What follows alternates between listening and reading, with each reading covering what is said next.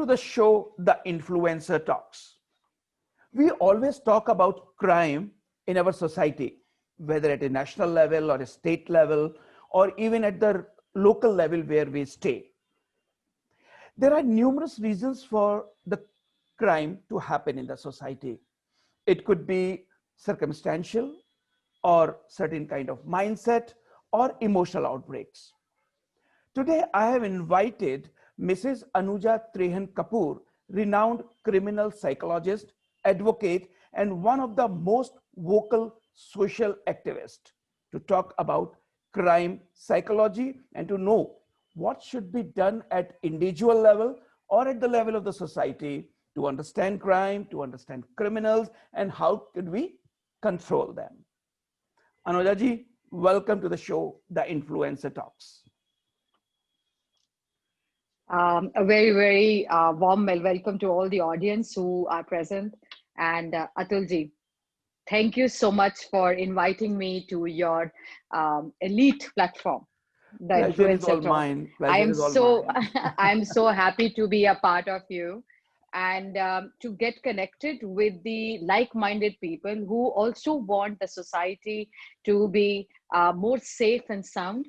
Yeah. And definitely we all want that a lot of people should understand what is going around, why crime level is so high. Is it about criminal activity which is there, which we take it up from the surrounding? That is more important. Right. That is where we need to reform, because Right. what we need to do is how to reform the criminals. Or do we see these things which are inside you genetically or beyond? So I am so happy to be there, connected with Atul Mathurji on his Influencer Talk show. Me being a part of it is a great honor, and I'm so happy to be connected. I'm sure the viewers will Thank you. really gain from this show, what we are going to start now. My very first question, Anuja ji, will be about yourself. Okay. A Delhi University graduate, then to a student counselor, then to a criminal psychologist. It's a long journey. So how did it start, and how could you get into this? Okay. My journey is started, I think, when I started it. Yeah. So it Of course. So it is all in you when you start your journey and when you want it to begin, and it is you only which wanted to end it. So my journey, which started, I'm a Punjabi girl. I Yeah. come from a Khatri background, All right. and we are three sisters. Mhm. So I'm the eldest in my family. I got married at the age of 20. I was a science student. I did two schooling. I went to two schools. First was Rosary School, which was there in Kingsway Camp in Delhi. And the next was Queen Mary School in 9th standard only. And that was again a convent school. All right. And Tisazari. Everybody knows about this Queen Mary School. Yeah. And these. Yeah. So after that, as I took science till 12th, my inclination wanted to become a doctor. And so after 12th, I started giving, there were various exams, entrance exams, which I gave. Right. So in one of the entrance exam, which was related to the army thing, and I got cleared in that, but my parents did not want me to go to the army staff. All right. So that was a sad moment for me that I had to lose that one. Now, when in 96, I was in May in that period when there was the final years were going on. Mm-hmm. Somehow my parents wanted me to get married Okay. because they found a right match for me. Mhm. And it was an arranged marriage. And me being the eldest in the family, my two sisters were there. So I was very categorically told that no love marriages in this family. Okay. You being the eldest, set Yeah. an example. Mm-hmm. So I was like, never got an opportunity to know a guy because I was in Queen Mary School, and then I got into Mata Sundari College. Right. And I was Right. never, because I was very clear, my parents were very clear. All right. So no way I could have got into a love marriage. So that was the time when I got married on 20th May 1996. Now that was the time when I was giving my papers also. Right. I Okay. flunked in my papers. Thank you. That had to happen because I was in my honeymoon period. How would you do that? That was gone. Okay. So that period and this, it was both were connected with. So what happened? I got married, but my graduation was not done. Right. So when I got married there was again, I was into a joint family. Like I was with my mother-in-law, my father-in-law, my sister-in-law was married, but then this Tayaji and all was there. Right. I coming from a nuclear family, going into a joint family. So that was another catch. So things were there, new things. I was just 20 when I got Right. married in 96. Right. And my husband was 22 because his mother was not well. So we just wanted her to get married. So Yeah. I was here. Yeah. I gave 13 years of my life Mm-hmm. till 2007. I Yeah. gave 13 years of my life to my family, Family. All right. where I gave, yes, my family, where I totally devoted because in 21, when I was 21, just after when I was 20, I got married. 97, I gave birth to my first boy. All right. 23 of my age, and I gave birth to my second boy. Okay. So I had two babies Mm-hmm. at the age of 23. I could not have done anything else. And my mind never functioned that I have to do something which is related to it. Right. So 23, I got married. Like I had two boys, and Right. I am because I'm moving ahead in my maternal and family life, Yeah. and it was a larger period for me. Somehow things were, it always happened in maternal family. When you are so things just happen, and I just me, my husband, and my kids, we just moved out to a new home. All right. So I was there in a nuclear family again. But during that period, that something happened was Mm-hmm. that I got to know that I have a pituitary adenoma, that is called as the tumor of the brain. And I had this pituitary gland tumor, Mm-hmm. which I got to diagnose in 2007. Oh. So 13 years of my marriage, I am 32 years old somewhere. Mm-hmm. And I have this the bizarre kind of a thing with me. Right. New home, new helpers, Right. and that was the time when my husband also had to go for a tour, and my parents also somehow had to go to a tour, and Right. I was all alone in during that phase, Mm-hmm. taking care of my children. Just had my brain tumor operation. I flew. I at that very minute, which changed my life. Now that is the position which changed my life. That is this pituitary adenoma was done from a transnasal thing. I had a long hair, it got Yeah. cut, Yeah. and then things were there. But I would put everything in a positive way because I never cried. So that was the time when I say that a new Anuja was born on the Absolutely. on that steel Right. bed of the operation in Apollo, and the new Anuja was born. So when I was there and I moved out of the operation table, I did not know how to walk because it's a Right. tumor thing, it's a brain thing. You're Yeah. doing this. My children were 10 and 12 years of age, Yeah. Yeah. very small. Somehow my sisters were also small enough; they could not have helped me. So I cooked my food by myself. I was not Right. allowed to cook food because of the nose, because the nose, 5 hours operation was done from the nose. So I did 5 hours, position is there, and there were these blocks there in the thermo so that the cerebral fluid should not come out. There were many things. So Right. at that period, when I should have been lying down Mm-hmm. somehow on the bed and taking care of myself and should be taken care, I was taking care of my family. Mm-hmm. I was taking care of myself, Mm-hmm. and I was also doing daily household in Wow. that period of brain tumor operation, which just happened 5 days back. Wow. I was cooking in the So brave. kitchen. I was doing things around, and I just moved ahead. That was the time when a strongness, which you say, when you say Yeah. that you have a power, Yep. it comes to you.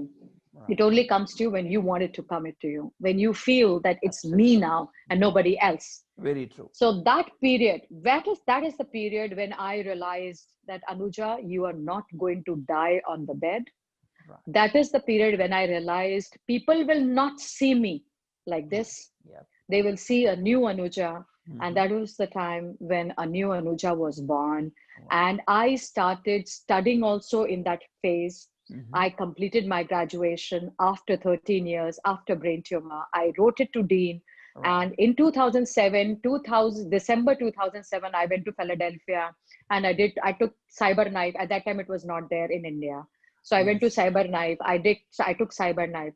Okay. And when I came back, I Mhm. had already thought that I will be giving papers in May. And at that time in January, I started studying. And in May, I gave my papers. I was cleared in all the papers. Right. I was looking at the home. I was looking at myself. I was looking at things around. Yeah. And from that day onwards, till today, I have completed with my criminology, Right. first division. Hmm. And I have done forensic science for 3 months Right. under retired director CFSL, Dr. V.N. Segal. I Right. did with Professor Surinder Nath. He was an adult in Delhi University. So there was a time when you were talking about adult students. I Right. took that and I took forensic science. And then after that, they asked me, Anuja, that you should also go ahead for various other studies. Okay. And that is the time when I become a lie detection expert. I Hmm. also understand body language.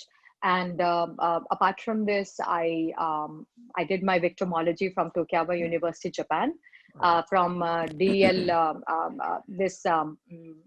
Dwarka, uh, Okay. uh, Delhi University, Dwarka. So Yeah. DLU, there I did it from there.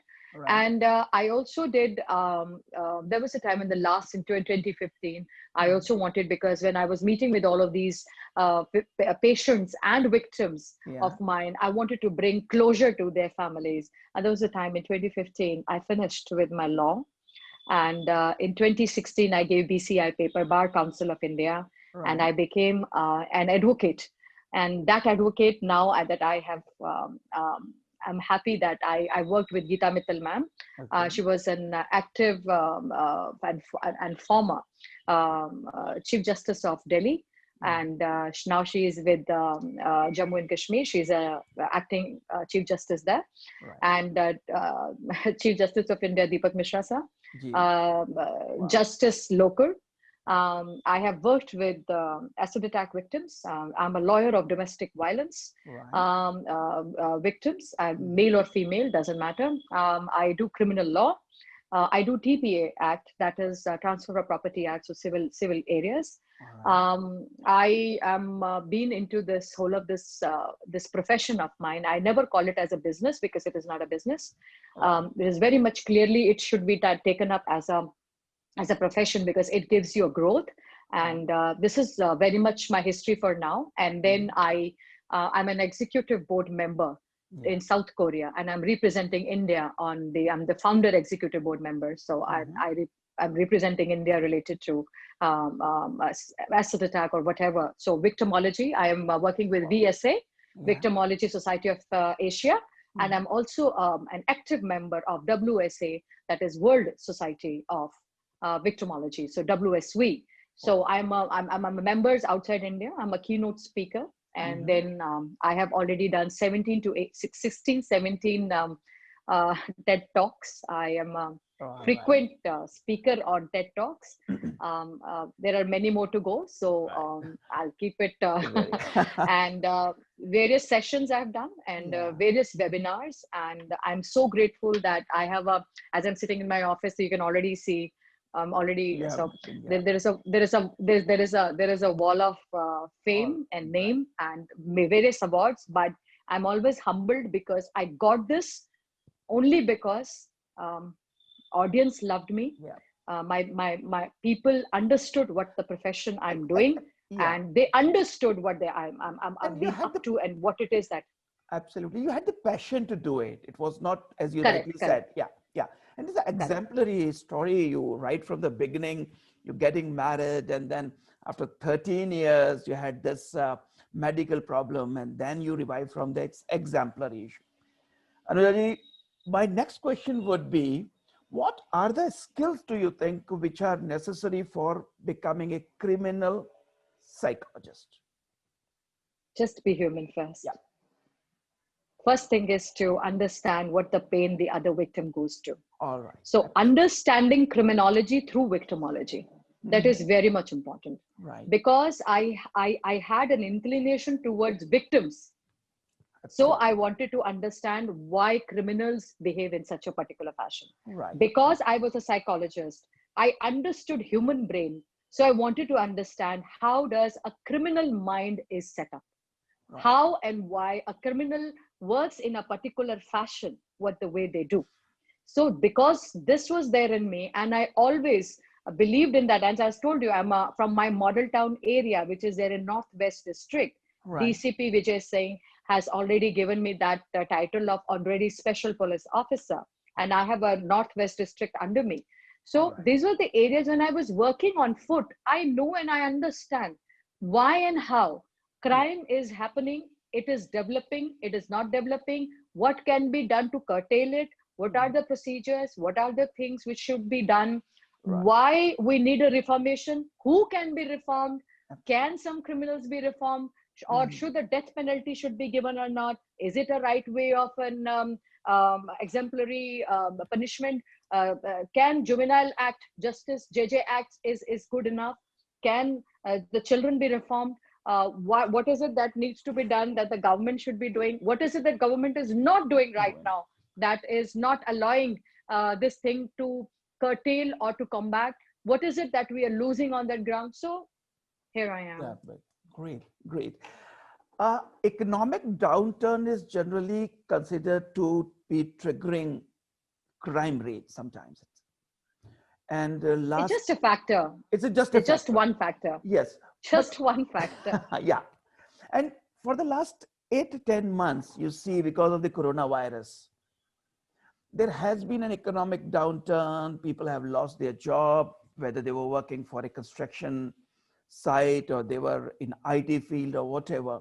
So do you think that last 8, 10 months have been instrumental in triggering crime rate at I'm so whatever sorry level? to put this way. No, Yeah. I'm just sorry to put this thing in this way. Yeah. Yes, you must have been putting this beautiful way of thought process. Yeah. But what I have seen is that domestic violence is there on the rise. But Okay. the most thing which has come up on the rise is a cybercrime. All right. The cyber crime has come up on, I'm telling you, because recently the things has happened with me, which has my page, my verified page just got hacked. Right. And it is so it is done and it is there under observation, and we have been hearing many things. So there is another area which I've opened it up is a cyber crime with me, so I'm also studying on that. So during this period, cyber crime has come up on a higher level because most of the people were on lockdowns. So cyber crime has come up on higher level because of you guys. We all guys are on anonymous zone. We all were doing the transactions through the cyber. Yeah. We all were doing shopping. Things were there because, so that is why I will say pedophiles. I will say cyber crimes. All cyber crimes can be pedophile or what, and domestic violence, and child rape, child sexual harassment at home. Anything which is confined, that has come up, and on cyber. So there are two things which have really, really taken up fire in pandemic was domestic violence, where the women were being subjected to marital rape. When a woman is married, she was being subjected to a marital rape because as when a man goes out, so there are times when this sexual gratification, which has not been completed at home, can be taken it up outside. Now, because the outside door was closed, so that area had to be done at home. Now, when this thing opened at home, so there are many things which just happened was that possibility was there that there you see a girl who's there in the home. There are males who could not control themselves, and those girls or domestic help or their wives became in that center, came into that center, and these males, they did not want to control their sexual gratification, and it overpowered. So what happened was, that is why we see a lot of rise in domestic violence. I was never in a lockdown phase. I was always working. And the 22nd March only, when lockdown came up in India, because my son was here from outside from America, so I was there in a quarantine period for 14 days. That was the only time I was in quarantine period because of my son. And I moved ahead from that time. I had a DCP pass. and I had a passes wherever I was crossing borders. So I was taking care of all the domestic violence areas. We were talking about FIRs, we were talking about things. And as an NGO, because at that time, NGOs were working on the higher level, Right. and we were the ones who were on the streets. All right. So we were given, so I was there because I have an NGO by the name of Nirbhay Shakti. So that is also because I have an NGO also. So I have been filing PILs related to domestic violence, acid attack, any kind of crime which has been happening, even if it is senior citizen or children. Right. I'm raising my voice on a louder front, on a very large crowd. Right. So that has really brought things up. So for me, there was never a lockdown. So that is why I can tell you cybercrime, yes.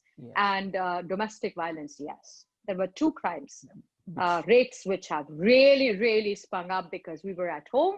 Right. And these were the two ways we can, they have, the outburst has come. Right. Anuradji, the domestic violence was again on my questionnaire, and this is what we have spoken during the pandemic. But otherwise also domestic violence has been a big issue. So what, according to you, are the basic reasons for such domestic violence? It is the economic status of the person, education, mindset, or what? Domestic violence means domestic. And in domestic, we have sexual harassment at the workplace.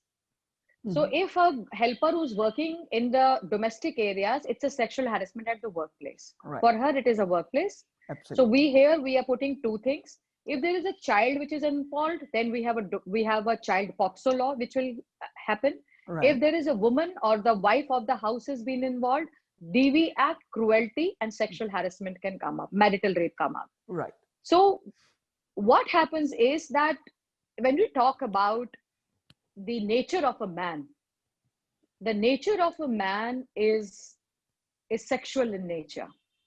So they are into this sexual gratification where they are not being trained to overpower it. Right. Because they're not being trained to overpower it, lot of people do not, because masturbation is one level which cannot be told to a boy at home by a father and a mother. Please go ahead and do it so that you do not go and rape another person. You see, so it is very much important that sex education is one thing which should not be taken as a taboo. And masturbation is not a taboo, please. Do not make it as a taboo. Because of this, the children who are at their teenage level cannot take out their gratification, and which stays inside, and they see that in their homes, their mother, grandmother, nani, nana, like, you know, they all have been into this, is that they have been taking a power, a dominance over a woman. And because we see a dominance over a woman, and we see the dominance in the pictures, in the movies, we see the girls also are coming up and doing some scenes, doing some areas, doing some item numbers because they want money.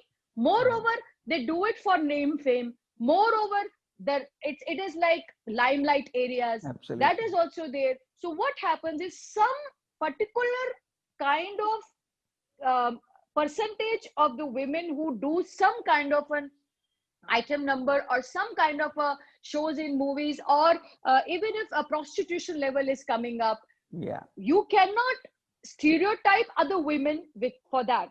If you see some women in porn movies, you will not put those women in real life and start focusing it. So that is really important, because every time when people talk to me they say, ma'am, why not we put a ban to porn? I said, this will be going to be a brutal thing. I'm so sorry for this. Do not put ban on the porn which has a casual sex. Brutality should be banned. Child pornography should be banned. Talk about with gang rape, that videos should be banned. What we are banning is porn which do not only, you know, the simple casual sex cannot become, because that can be used as a spice of life in a couple also. Where there is a marital issues, so you can't stop banning stuff up. What we need is, we need cinema, we need sex education in schools, in colleges, in homes, We need that you look at your own daughter with pleasing eyes. Absolutely. She is growing in front of you. Don't use hawk eyes. Be sensitive enough to your own wife.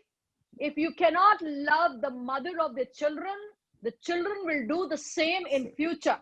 Absolutely. I am a mother. I have 2 boys. That is why I put it up. I have given birth to children. I have not given birth to 2 boys. For me, these 2 boys are my children. Yeah. I have sent them in the society. What kind of a psychologist I would be? First of all. Secondly, what kind of a mother I am if I allow a rape, if I allow my children to brutalize another woman. How will I see myself in my own eyes? How will the children respect me? If they can't respect me, they cannot respect the girls in their lives. So it is very important, because me, a mother, I only gave birth to a man. If I cannot give education to my son, who will become a man and a father in future, how will you empower a woman? So what is required is, please guide another woman. Because the woman is the basic problem of another woman. It is never a man. It is always a woman. So it has to be done that 2 women need to understand that how to live together, how to understand, I will say, a marriage is not, or any other aspect of life is not about 2 wheels of a man and a woman. For me, it is women and women. If both the women take care of the home very nicely, please, the child who is born, who is the man, will become a man in future, will be able to understand how to take care of his own wife, his child, his mother, his son, everybody.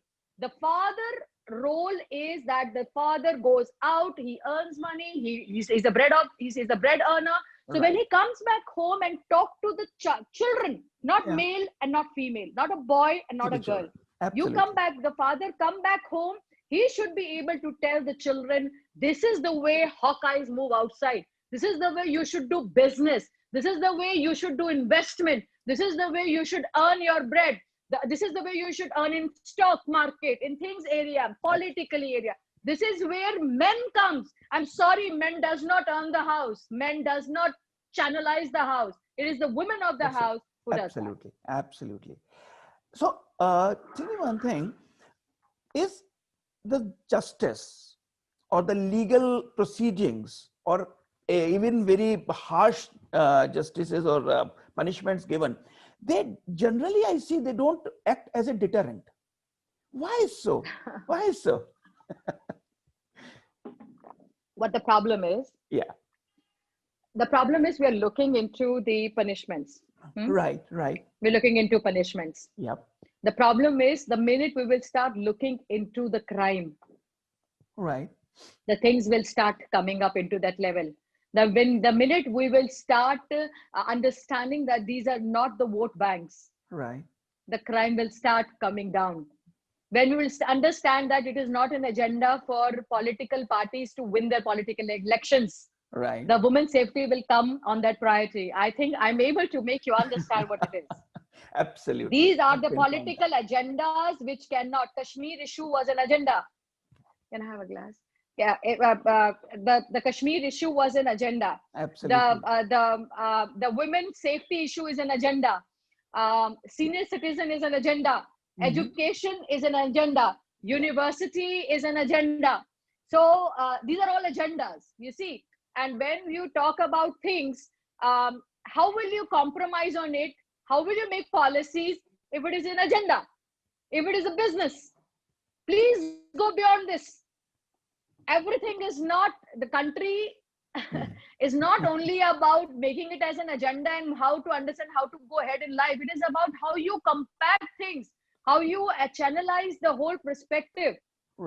That is very important. Please, who are the people who are helping you? Who are the people in your parliament you are being taken? There is no criminal psychologist in the parliament. How will you understand what crime is? How will you understand that a criminal psychologist outside India is called as criminological psychologist? These are the people who go inside the jails. They talk to the prisoners who are at death penalty. They understand, they take questionnaire, they talk to the people and then make a questionnaire. They understand that why and how they did a crime. And the people are not intolerant in that, because they have to listen to why they said that. This is here in India, when BBC came and did a documentary related to Nirbhaya case, people all got so hue and high because they said that mithai ka dabba khula hua tha. You have to understand that this is the line they use. Don't get intolerant on it. Understand why this line came. So the minute you will not go into the root cause of it and understanding the behavioral aspect of a criminal, how will you make a law? Law should be made for the criminals, not for the public. That is why it is not deterrent. Very true. Because the laws are not made for the criminals, they are made for the public. So that is what are made for the vote bank. I'm sorry, you will never be able to curtail the crime. Exactly. What we require is the reformation. We need a reformation of criminals. So that is why we talk about restorative justice. We are coming up one ahead related to the restorative justice. So to understand criminal behavior, need to understand that where can compounding can be done. Compounding is maafi. Where maafi can be done. Because every time a child who has been raped or brutally raped inside a home does not want to go away from the parents. And what the people of India will do, or anywhere, will be they pick up the child and throw him in the NGO, the way the child is again being traumatized and secondary victimization is done. So can we be little compounding? Can domestic violence issues where the girl who is staying there inside can be done something so that she can keep staying with her children also and does not move out of the house, or something can be done in such manner? That is why DV Act came up. That is why we talk about protection of women rights. So it is in a larger perspective, larger areas, and that should be dealt accordingly. So what we are looking is, we are not looking into the crime aspect, we are looking into as a vote bank. We're not looking and understanding a criminal behavior. We are understanding how things to understand, because we keep our focus on a criminal. We do not understand crime. So that is why it can never be, can be combated or can be minimized. Nothing, crime cannot be stopped. I am putting this in bold letters. Since the society was born, since the humans were born on this earth, crime was born with them. It cannot be stopped, but it can be minimized. Put your mind on minimizing the stuff rather than eradicating something. I'm sorry, things don't eradicate. Absolutely. It takes me to another topic, which says that even the prostitution in India, we have been hearing about legalizing it. So what is the harm? Will it solve any sort of purpose, actually victimization of the sex workers? What happens is that it has advantage and disadvantage. So if we talk about prostitution, legalizing it, I will give you both the factors as a social activist and as a lawyer. And I feel is, legally, if we bring prostitution, legalize it, what effects it will bring? The first thing is, it may, because it once it is done, then only we can take out the statistics. It may bring down rape issues in our society. It may bring down, because then the people will go to the proper areas, brothels will be taken care of, which is legalized. As we talk about, because then social workers, because they're also social workers, but there are sexual workers. But these social workers do not have a claim in the law. When they have been brutalized, they can't take law in their hands. They can't go to the law, they can't go to the court, because if their money is not been paid and things, their maintenance is a brought up issue. Then insurance, pensions, they don't get this. They health issues. The girl who is been into a brothel, or the child who is born out of brothel, has legitimate, cannot ever be legitimate, will always be illegitimate. But in the same child which is born in the family where the husband had infidelity, that child will always be legitimate, even if the child is illegitimate. Will always have a share in the household. Will always have a share in the many business proposals, or in the many the stocks they are having. So anything with the wills they will have, even the adoption. But what we see, if the prostitution is legalized, what I see is, it should be given a chance. Do it in an ordinance factor. Let's try it. In this way, we will be able to do something which will be in benefit of these prostitute workers who have been on that survival tactics. Karnataka also, you've seen the dance bars. They were Yes. also on that various forms. So you understand, how do they earn? How will they earn then things? Yes, the disadvantage, your wife can be from the prostitution. She can also ask that she can go to prostitution as a worker. Your child can go, your girl child can go, your daughter-in-law can be from there. So these are the phases, because then it will be a choice of work. Choice. Now, when this becomes a choice of work, please don't feel bad. That is what I think. What we need to do is we have to outweigh stuff. Right. I feel then there are many areas, prostitution. Right now also there are many prostitute things are happening behind bars and things are like, they're happening. Right. But if we legalize something, there is a possibility that the rape can come down to a little level. Absolutely. Right. One thing which can overpower everything is that it might. It is my viewpoint. I am saying this. It is my viewpoint. This can only come onto a statistic when we will do something. We can see an ordinance, and then we can figure it out, and then we can take a statistics, and then every law can be repealed. Right. Right. You can make it, legislative body can repeal it. If it is not working in the favor, we can always repeal it, or we can use it as an ordinance, and then we can take it back. An ordinance in 6 months, we can, or maybe 1 year, we can try the way it can. Absolutely. So never say no to anything. Let's start. Let's see what are the benefits, what are the disadvantages, so that once and for all we can shut down the topic. Absolutely. It should be legalized. It should not be legalized. Now, the very second level which comes up is about marijuana. Can marijuana be legalized? Right. There are many people who are even talking about it. So can marijuana be legalized? Marijuana is already legalized in a smaller form, as we have seen. It is used for clinical stuff. Absolutely. It has always been there. But when we talk about NCB, recently when we have seen, they have given a particular consumption level, and then the people who are being there, and then consumption. So why do we give a consumption level? We will totally repeal it or totally bring it. All right. Yep. Don't put that or totally give it for the consumption level of the only to the clinical people. Right. Right. Don't give it for an individual personal use. Yeah. So what I feel something is in between is always been, something in between is always confusing. Yeah. Yes. So there are many laws which are always in between. Right. And we as a lawyers have really faced this in the court. Because one law is there, the another law is touching each other. So if we break one law, the other law comes in. Absolutely. Adultery was one such law. Adultery was one such law which was being repealed.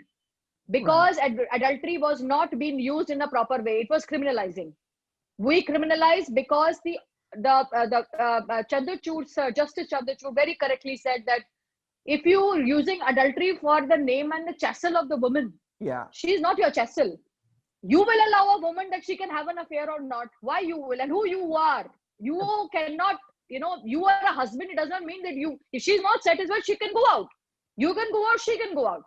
But you will allow her. She will come to you, oh, I have an affair. Now you please allow, or you don't allow. So you will make a approach to that person with whom that this is stupidity. I brought marital rape in Supreme Court as a PIL also, where I requested not to be made as a criminal, criminalizing it. A lot of people were talking about criminalizing it. I said it in a civilizing it. I said in a civil manner, in a civil form. That is way is called as in a divorce. Please bring marital rape in divorce form in one of the numbers. It has to be written. They say a lot of lawyers actually did not acknowledge this fact, and they opposed me when we were there on the various platforms. And they said that, Anuja, we already have this sexual harassment. And how many FIRs have been done on sexual harassment related to marital rape? Ask, you go to for FIR, you go. Get up and you go for an FIR and say that I am being raped in the night by my husband. Please put an FIR. Please tell me in any other cruelty, you will never take a divorce only on sexual marital rape basis. Absolutely. You will have to use it as a cruelty. You will have to use it. And that is also, you need to show it 377 anal sodomy. That is, why do we need to keep hushing up the matters? It is high time. Let's come together. Let's talk about dignity. Let's talk about the dignity of the sexual workers. Let's talk about things so that it is a time that when we talk about crimes, Understand crimes from the victimology perspective. Understand crime and criminology and law through a victimology perspective. Right. The minute there is a paradigm shift from the victimology to criminology, you will understand that how victims undergo and how badly a victim law needs to be done. No example is the best example, which we have seen in Nirbhaya case in 7 years, and in the last years when we were about to give the death penalty into our face. You must have seen curative petition, review petition, pardon, and everything was there. And for Nirbhaya's mother, for Nirbhaya, there was no petition. Absolutely. So this is my contention in all of this. So this is how I work. Yes. This is how my knowledge comes up. And this is what I have been doing it. And I will die till my death. I will be doing and pursuing things. I will be forcing and I will be focusing on various areas of my life. Anuja, I think there are so many things we can go on and on and on, but we have limitation of time here. So I'm sure we will meet soon again on the platform for different specific things so that we could, take them wholesomely. So I would love if your audience could put down some questions later, and they could give you those questions, and you can ask the audience that what is it that they want to understand from me, as they have graduates, they must have undergraduates, and they must have had people who are domestic violence or girls, women, senior citizens. There must be people around who are not able to understand, males, females, people. Please ask them to give you specific questions. I will. If you will, they will not question it. They will not be a dialogue. If I cannot give them an awareness, I have no saying of staying here or talking to you or me being onto that level of panelists. I am here to guide them, to give them the awareness. This gives me more pleasure that my knowledge is of some work to the people around. And again, from your channel, I'm so happy and thankful. Thank you, Anuja ji.